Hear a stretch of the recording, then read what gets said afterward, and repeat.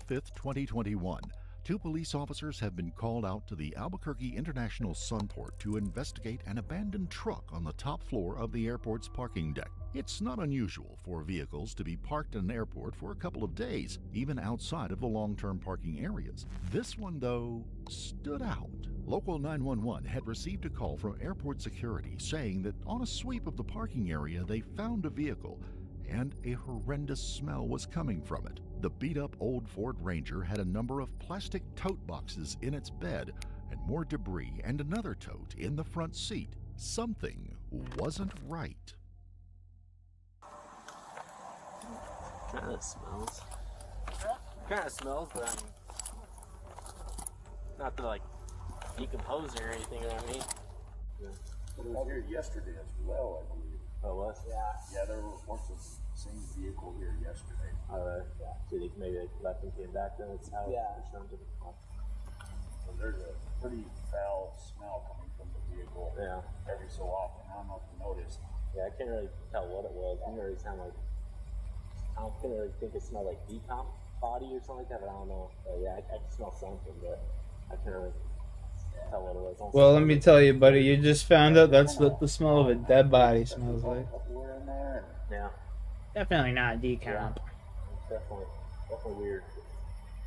The officers had no way of knowing right then that they had just stumbled on evidence that would lock down 3 missing persons cases in a neighboring county and set off a horrific story that would span multiple states.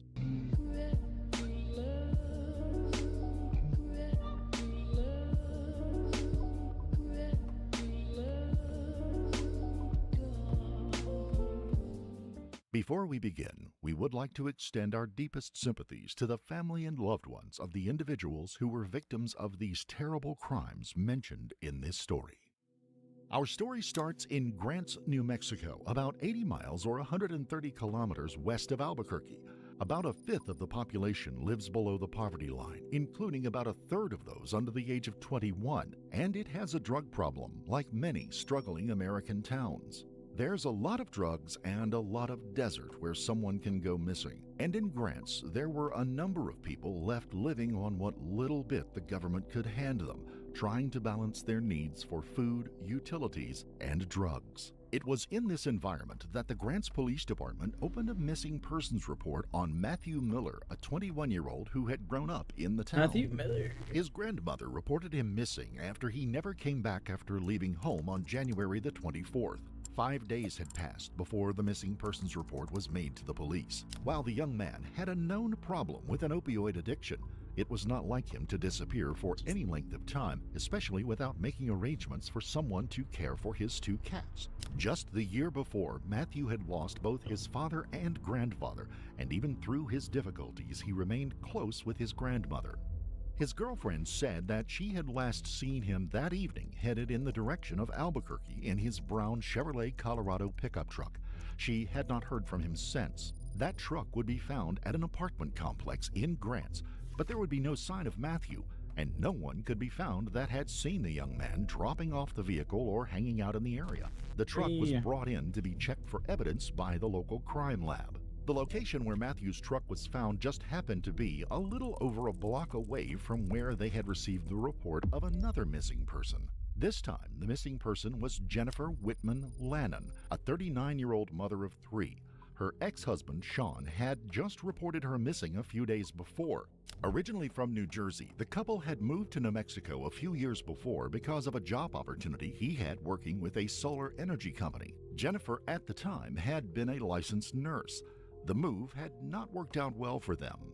Sean, who had legal custody of the couple's children because of Jennifer's drug problems, had allowed her to move back in with the family during the pandemic shutdown. With the schools shut down, both he and she were out of work. It was a struggle to survive, and the house was often without electricity or water. As a tenant, Sean also was months behind on rent, but he could not be evicted because of the laws put in place during the emergency. Jennifer, he told police, had Homie was just fucking. One day she got into a car just with living a man off she of had that. been seeing named Justin Matta, and another man only known by his street name Suspect, and they took off to Hey, Arizona suspect, with a what's small up? bag of fentanyl pills in an effort to sell them to score a larger amount of drugs. Sean said that she never came back, would not return his calls or texts, and he was worried that something had happened to her. He did say that she had done this kind of thing before and had returned home after the money ran out, but considering how tough things were, she should have run out of money before that point. Local police resources went hard to work on the case, canvassing the neighborhoods of both Miller and Lennon, checking with their associates, friends, and family members as well. Both individuals had a large network of friends both in and outside of the drug community. Both Matthew and Jennifer had just fallen off the map. In addition, Justin Mata's fiancé said that he had also been gone since the day that Jennifer had disappeared, reportedly January the 21st. He was just as gone as the other two. No one had seen him in the intervening days. Jennifer and Justin had obviously left together, but could they have been separated somewhere along the way? Or were they together somewhere on a drug bender that had not run its course yet? And what about Matthew? He hadn't disappeared until days afterward. There were some connections between Matthew and the other two based on their drug use, but could something or someone have gotten to them both? Law enforcement officers in the Grants area were left with just trying to track down any lead and going back to their original sources again to see if there was anything else happening. There was a lot of hope that by shaking the tree, something or someone would fall out. Sean Lennon, who had been difficult to keep in touch with, had to be called back in.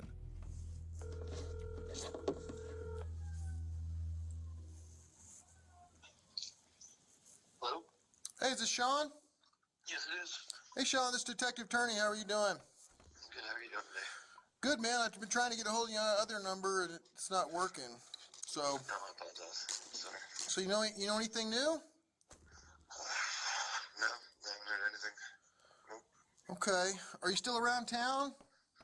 No, I'm in Albuquerque. Okay. How's the kids doing? The detective is keeping the call casual and friendly.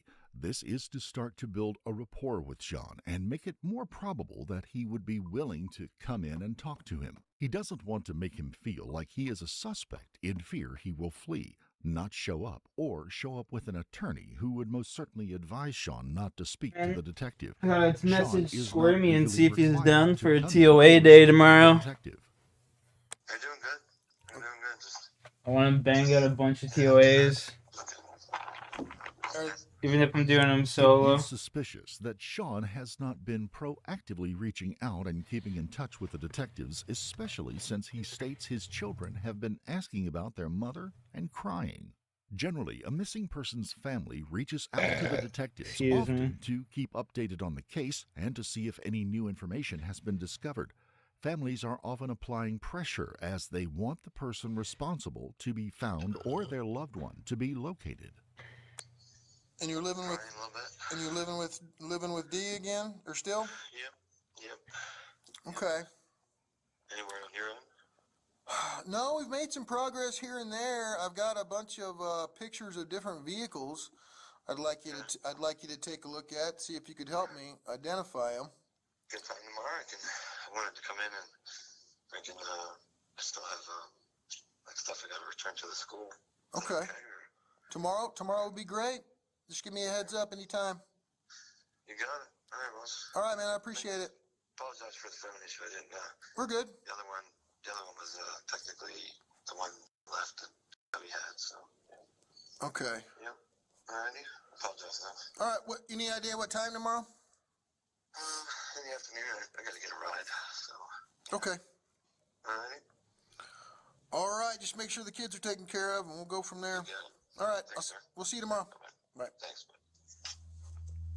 Sean had also run into trouble with the law, having missed a court date for an assault charge stemming from an incident back in November. Just a couple of days after that call, Sean had been picked up, arrested, and given a week in the county jail. He was more than available to undergo some questioning. A detective and an officer were dispatched to pick him up and bring him back in. It was now February the 25th. As the officer hooks up some items to recharge before the interview, note the bulletin board on the wall. You will see on the right side a missing persons poster for Matthew Miller. What might at first seem coincidental becomes a connection that can't be denied. Inside the interrogation room, Sean comes to know that there's a lot of new information, but so far the dots are not connecting up. Perhaps he can help, or perhaps with a bit of pressure, something more might be revealed. This is about these missing people. You know that, okay? Everybody. Whoever's chilling in my chat, I'm ripping a toke, and I advise you do too. Everybody. I deal with suspects, witnesses, and victims. Everybody is a suspect. Okay? And it is my job to take the suspects one at a time and rule them out. And I can't rule one out. I can't move on to the next one. I can only deal with one at a time. Okay? You are our suspect that I want to try and rule out. Okay? The detective sits right in front of Sean to be able to observe his body language and to invade his personal space if he wants to apply more pressure during the interrogation. The detective begins the interrogation by saying everyone is suspect and they just had to rule him out. This is done to put Sean at ease and not feel like he is the target, which is definitely not the case. The detectives are legally allowed to use deceptive tactics and even lie to suspects during interrogation. You will Horror notice the shit room there. is bare with nothing on the walls or tables to avoid any distraction. The things that you've told us, okay, I've completely... We've used 11,000 logs today. Or planks. Because of the facts. I have surveillance. 11,000 planks today. Okay? I have surveillance all over this town. Here, the detective begins what is called the persuasion process. He begins with a statement of involvement and letting Sean know that his previous statements are lies and indicates that this is backed up by surveillance cameras. This may or may not be the case. All right? Sean, step one. Okay? Step one is to tell me where the bodies are. Step two, okay, is to tell me some kind of reasonable story of the truth. Okay? That's, those are the steps. Okay, we all make mistakes. Okay? Right? And we all freak out. Sean's body language is very awkward and unnatural, indicating that he is nervous. He touches his face, which is a sign of stress. Also, notice he waves his right hand in a dismissive manner after almost every statement made by the detective. Repetitive motions like this are a way for suspects to relieve stress and are usually subconsciously done. This is often seen when someone is lying. You also often see suspects look down to avoid eye contact, which you can see Sean doing as well. Notice the detective leans towards Sean, places his paper to the side to invade his personal space and to assert authority over him and apply more pressure. This is called the interrogation posture. He is giving him undivided attention and sitting very close to him. Here, the detective moves on to a technique called theme development. The interrogator proposes to the suspect reasons and motives that will serve to psychologically justify or excuse the suspect criminal's behavior and try to downplay and normalize what had occurred. Here, he does this by suggesting a mistake occurred and states that we all fuck up and make mistakes. The theme is developed as to why the suspect committed the act, not if he committed the act, and tries to downplay the seriousness of the situation with the words he uses. Okay? I don't think you're a killer. I don't think you're capable of purposely, deliberately killing somebody. I think you're a reasonable person. I think it was some kind of self-defense and or an accident. And you flipped out as anybody would, and went and dumped their bodies because you didn't want to lose your kids. The detective actually believes Sean is a killer and, in fact, capable of murder, yet tells him that he doesn't in order to set up the next step of the Reed technique, which is to present an alternative scenario suggesting self-defense or an accident to see if Sean will latch on to one of these themes and get him to confess. The detective doesn't care if he uses one of these justifications. He just wants to make it easier for him to start to confess and move closer to the truth and his involvement. He tries to give Sean a more acceptable rationale for committing these murders by using the excuse of not wanting him to lose his kids as a motive for dumping the bodies. He takes a very empathetic, non-judgmental tone with Sean, despite knowing that this is a gruesome and indefensible crime. Note that Sean still has not made a single denial or protest about his innocence.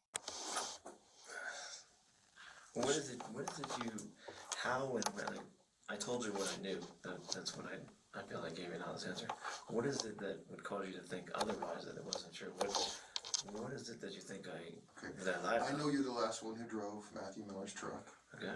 I know you parked it where we found it. Yep. That's all a lie. You lied to me about that. What do you mean? That's where I put it. I told you where it was. It was there last time I saw it. I told you in here. I told you I drove the truck. You told me you drove the truck a few weeks prior and you went to Smith's and Walmart to get food and then you went back and drove and parked it at Kingman. At McDonald's. Yeah. That's what it. That's the last time I drove it. And the kids were with me the whole time. That's it. Okay. Every time, so there's surveillance video across the street from 817 Kingman. Incredible surveillance video. Yeah. We got everybody coming or going from that house. Everything that happens. Every vehicle that shows up. Right? Yeah. Every person. Sound good? Sean's tone is extremely strange and should be noted. He is very calm and relaxed for someone who has just been accused of murder. Here, he is trying to get out of the detective what evidence he has. This is to decide what to admit and how to frame whatever story he may want to put forward to fit with the evidence. Sean gets nervous when the detective begins to tell him about the incredible surveillance video he has. Sean appears nervous and takes a sip of water. Often people get dry mouth when they are nervous, and he may also be doing this to stall for time to think about how to explain what the detective may or may not have seen. Every time Matthew goes there, Yeah. he parks in front. When you're driving the truck, you back it in. Okay. Okay? He started backing in because he wanted to pull that organ. That's the truth. He wanted to do what? He wanted to load up that organ to sell it. The one that was, look at the pictures like in front of the house. The big musical organ. I wasn't physically strong enough because I'm still recovering from the sickness. But, yep, pick it up. He wanted to take it up, pull on or somewhere, and get money for it. So, I was like, I'm not doing it, so I let him use my food card. So, Okay. that's it. I picked up supplies, and that's it. Where's Matthew and where's Jennifer and where's Justin? I don't have that answer for you. So, I'm not part of whatever disappearance they're on. That's not my thing. So. Sean finally makes his first denial of not being part of the disappearance, but again, keeps very calm and a very casual demeanor. His denial is rather weak, and it does not match the gravity of the accusations. He begins nervously rambling about insignificant details that is often seen when someone is lying. Matthew owed me $80 worth of something. I needed water. I needed a vehicle periodically. He drove me a few times. I didn't even know he didn't have water until he said something about his grandmother. He got water from his grandmother one day. I was like, what was that? So now we have a connection laid out between Sean, Jennifer, and Matthew, one that Sean hadn't been forthcoming about earlier. But was this connection one that actually strung together their disappearances? And Jennifer and Justin ran off together. Yeah. And they got into this white car. A white 300 or something. Yeah, there's no white car that ever goes to 817 Kingdom. Yes, there's a 87. There's a white 300 there. Why would she take off and not take her phone? She had a new phone. He gave her a brand new phone. When she left, she had a white iPhone, like a nice one, like a really nice phone. Yeah. Why would she not take her other phone? Because it's a piece of trash. Why would she not call anybody? Why would his phone not be on and working? Why would They weren't together. service at all? We weren't together. Like, she physically was leaving with Justin. Like, okay, I couldn't afford the shit. Why would He she was gonna take go. her makeup? She did take makeup. She took a whole bag. Yeah. The big flower bag? Like the suitcase? No, she had a backpack. Okay. A backpack. A nice one. Female. Yeah. She's always prepared. So. Sean, I think you guys got into a fight. I think it was just self-defense. Justin came at you, something weird happened, and you were just protecting yourself and the kids. That's what I think happened. And somehow they died. The detective now gives a brief monologue to propose to the suspect reasons and motives. The general rule while doing this is to attempt to place the blame for what the suspect did on some other person or set of circumstances other than the suspect himself. Here he suggests that Justin was the aggressor and suggests that he was just defending himself. No. Sorry. No. I was...